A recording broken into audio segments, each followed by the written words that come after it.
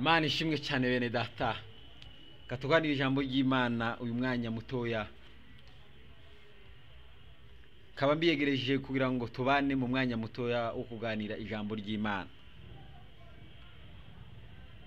Reka tuganire ibyiza byo kuba umunyembaraga, ibyiza byo kuba umunyembaraga. Imana ishimwe cyane. Imbaraga kwanza kwa mbere, imbaraga zisobanuye iki? Imbaraga n'ubushobozi buduhesha gukora ibihambaye, kwirinda, kwirwanirira, kutavogerwa n'uwo ari we wese. Icyongeyeho imbaraga zikaduheza icyubahiro no gutinyuka. Iyo niyo definisiyo y'imbaraga. N'ubushobozi buduhesha gukora ibihambaye, n'ubushobozi buduhesha gukora ibyo abandi batokora. Izo nizo bazabita imbaraga. Rero bene data turasabwa kuba abanyembaraga muri iki gihe cya none. Turasabwa kuba abanyembaraga kugira ngo tubashe kwirinda, kugira ngo tubashe kuba abanyacyubahiro, kugira ngo tubashe kuba abakomeye, kugira ngo tubashe kuba abatinyitse, nuko tuba abanyembaraga. Ikiza cya mbere cyo kuba umunyembaraga, uratinyika, ugira igitinyiro, kuko buri wese nta gutunga agatoki. Nunagerageje gutunga agatoki azabizira, nguko uri umunyembaraga, tumutinye, uramushoboye. Imana ishimwe cyane. Icya kabiri, umunyembaraga ntiyiganyira. Icyo ushaka cyose urakibona, icyo ushaka cyose urakiheza, kuko uri umunyembaraga. Urategeka, urahangura, uravuga bikaba, noneho wanategekaho bigakomera. Ni niyo mpamvu Yesu Kristo cyangwa Imana ivuga bikaba, yategeka bigakomera, kuko ni umunyembaraga. Yigwijirijeho imbaraga z'abanyembaraga. Ikora icyo ishaka, ivuga icyo ishaka, ntawayikoma mu nkokora, kuko ni umunyembaraga. Imana ishimwe cyane. Icya gatatu, iyo uri umunyembaraga urubahwa. Abanyacyubahiro turabubaha nguko ni abanyembaraga, abakomeye turabubaha nguko ni abanyembaraga.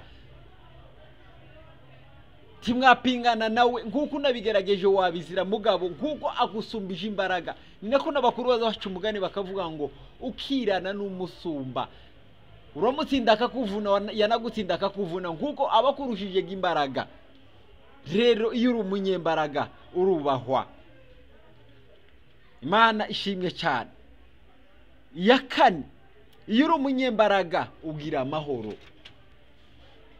uhorana amahoro, kuko uri umunyembaraga. N'iyi ntare mu ishyamba iryamye nta kiza yikanga, kiza yikanga ngo agasheri karaza kayishe, tiza yikanga ngo imbwa ngo irazi yishe, tiza yikanga ngo inyamaswa iyo ariyo yose ngo yoyigirira nabi. Ibifite amahoro yose kuko ni inyembaraga, yizeye imbaraga zayo. Natwe abakirisitu rero iyo turi abanyembaraga tuba dufite icyubahiro, tuba dutinyitse. Iyo turi abanyembaraga icyo gihe tuba turi mu mahoro yiteka ryose. Iyo turi abanyembaraga ntitwiganyira, kuko icyo dukenera cyose turakibona, kuko twizeye imbaraga zacu. Imana ishimwe cyane, kuko twizeye imbaraga zacu.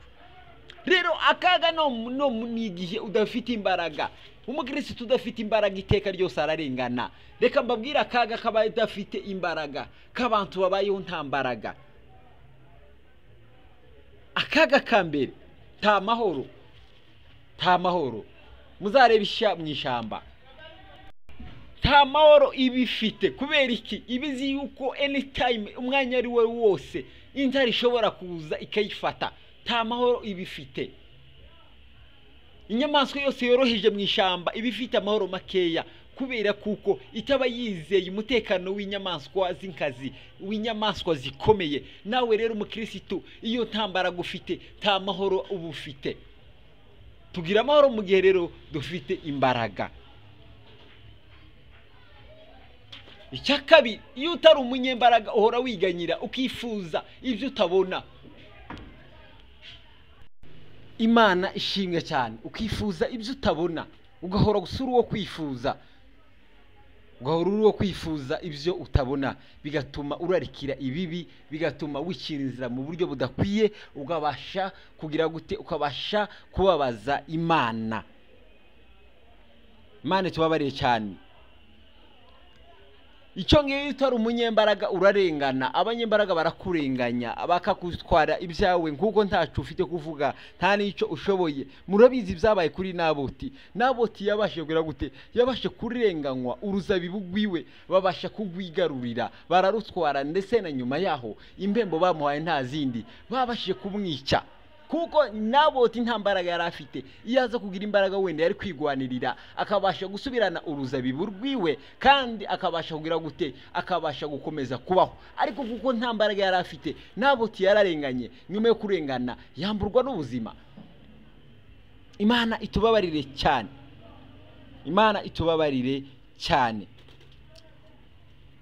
Icyo ngiyo utari umunyembaraga uba umuretwa w'abanyembaraga. Abanyembaraga nibo bavuga rikitwara, abanyembaraga nibo bavuga bikaba, kuko wowe uravuga iki ntacyo ushoboye, amagambo gusa adafite ibikorwa, ahiyo ntacyo, nta gaciro ahabwa, nkuko nturi umunyembaraga. Kandi si bunyine iyobowe n'abanyembaraga. Ni nayo mpamvu rero natwe bakirisitu tugomba kuba abanyembaraga. Icyo ngiyo nta jambo ugira, nta jambo ugira, kuko uravuga iki, uravuga icyo udashoboye se. Abafite icyo bashoboye nibo bavuga. Rero bakirisitu b'Imana tugomba kuba abanyembaraga. Ni nayo mpamvu umwanditsi wa Zaburi yabyanditse ku isura ya 46 umurongo wa 2, aravuga ngo Imana niyo buhungiro bwacu, n'imbaraga zacu, n'umufasha utabura kuboneka mu byago no mu makuba. Iyo turi muri Yesu tuba turi abanyembaraga. Aha niho ushaka gukora cyane, ni ukuvuga ngo ese tuba abanyembaraga ryari? Tuba abanyembaraga mu gihe twamaze kwinjira muri Yesu Kristo. Ntiyabe yakagaragara twebwe, hakagaragara Kristo muri twe, kandi Kristo yamaze kugaragara muri twe, icyo gihe tuba abanyembaraga, nta kiza kitunyeganyeza. Icyo gihe Kristo aba ari ubuhungiro bwacu, niho twihisha isi, niho twihisha ibitugoye, niho twihisha ibiturwanya, niho twihisha ibitugerageza, niho twihisha abanzi. Muri Kristo Yesu, kuko niwe rutare, niwe buye ritamenywa n'abisi, niwe buye ritamenywa n'intambara, niwe buye ritamenywa n'imyambi yose y'umwanzi Satani. Nukuvuga ngo tuba abanyembaraga mu gihe turi muri Kristo Yesu, waduhindukiriye imbaraga n'ubutware n'ubuhungiro. Imana ishimwe cyane. Niyo mpamvu Dawidi yakomeje kubivuga, aravuga ngo Uwiteka nizo mbaraga z'abantu be. Uwiteka nizo mbaraga z'abantu be, kandi ngo ni icyo gihome, nicyo gihome uwo yasize wese ahungiramo. Tiwamuhungiramo ataragusiga, tiwamuhungiramo utaramwizera, tiwamuhungiramo utaramuheza ubuzima bwawe. Imana ishimwe cyane. Ni ukuvuga ngo Uwiteka niwe mbaraga zacu. Dawidi yabivuze neza n'ukuri, niwe mbaraga zacu. Nukuri abakomeye abatunza amafaranga, abakomeye abafite amazu, abakomeye ababayeho neza, kuko abizi twebwe tubibona. Abakomeye ntabwo ari babandi twebwe tureba babyibushe. Abakomeye n'abafite Kristo Yesu, abo nibo bakomeye. Ari nayo mpamvu zatumye Dawidi abasha gutsinda Goliyati, suko yari afite ubuhangange, suko yari afite imbaraga nyinshi. Imana ishimwe cyane, suko yari afite imbaraga nyinshi n'ubuhangange n'ubutwari bukomeye kuruta bakuru bose cyangwa abandi. Oya, nuko yari afite umwihariko wiwe, kandi uwo mwihariko nta wundi, uwo mwihariko ni Yesu Kristo. Yari afite Imana, kandi Imana ni umugabo utabasha gutsindwa. Utabasha gutsindwa nande? Utabasha gutsindwa n'abakomeye. Imana ishimwe cyane. Numugabo utabasha gutsindwa na Goliyati, nubwo Goliyati yari umugabo w'igihagararo, nubwo yari umugabo ukomeye cyane, nubwo yari umugabo wamenyereye intambara, ariko ko kumenyera kwiwe tiyabasha kumenyera Imana, tiyabasha gutsinda Imana. Reka da, impamvu Dawidi yakomeye, impamvu Dawidi yamutsinze nuko yari afite Imana. yaravuze ngo wowe uduteranye uducumu n'amacumu ibyo byose uduteranye ariko njewe ngiye kuguterana iki ngiye kuguterana izina ry'Imana ya Isiraheli wasuzuguje nawe mwene data tera ibibazo byawe ubiterana izina ry'Imana tera ingorane zawe uziterana izina ry'Imana tera ubunebwe buterana izina ry'Imana nukuri uzabunesha kuko uri umunyembaraga Imana ishimwe cyane uri umunyembaraga Haleluya Yesu Dawidi yahindutse umunyembaraga kuko yari afite Kristo uko wongana kose uko woresha kose nimba ufitunze Yesu uri umunyembaraga mureke tuba abanyembaraga satani yoye kuturiganya satani yoye kutukwaka ibyacu satani yoye kuduhindura abaretwa satani yoye kuduhindura abajabe satani yoye kutwigarurira kandi turi abanyembaraga nukuri turi abanyembaraga mu gihe turi muri Kristo Yesu Bwana Yesu asifiwe sana Gideyoni yabashe gukubita abamori yabashe kubagirira nabi nkuko yari yaremeye Imana yari yaremeye kugendana n'Imana bituma hinduka umunyembaraga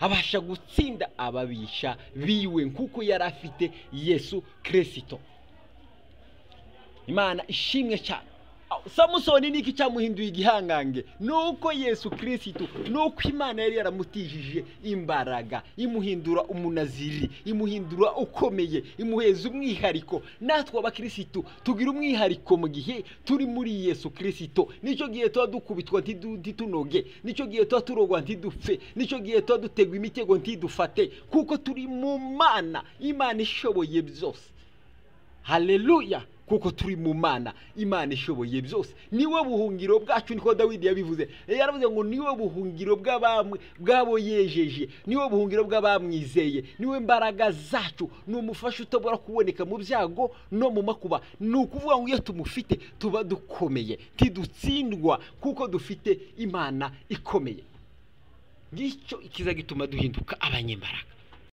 Imana ishimwe cyane ngiki kiza gituma duhinduka abanyembaraga isi ntitwiboneho satani ntaturiganye ibyacu abakomenti baturiganye ibenti bituriganye amapfa ntaturiganye mwizina ry'Imana tugahora dukomeye tugahora duguwe neza kuko turi abanyembaraga tukagira amahoro tukagira confidence tugatinyika kandi cyongeyeho tukubahwa kuko dufite nyiri cyubahiro cyose kuko dufite nyiri imbaraga zose abakomeye ntabwo ari abatunzi b'ibyo tureba abakomeye ntabwo ari abafite amamodokari abakomeye ntabwo ari abatunze ifaranga ahubwo abakomeye ni abafite Imana ikomeye Imana ishoboye byose iyahozeho amafaranga azashira amamodokari azashira icyubahiro kiza gishira ariko iyo dufite iyahozeho ari we Yesu Kristo nukuri natwe tuba dukomeye nukuri turakomeye tidutsinzwe nukuri turakomeye kuko turi muri Kristo Yesu Amen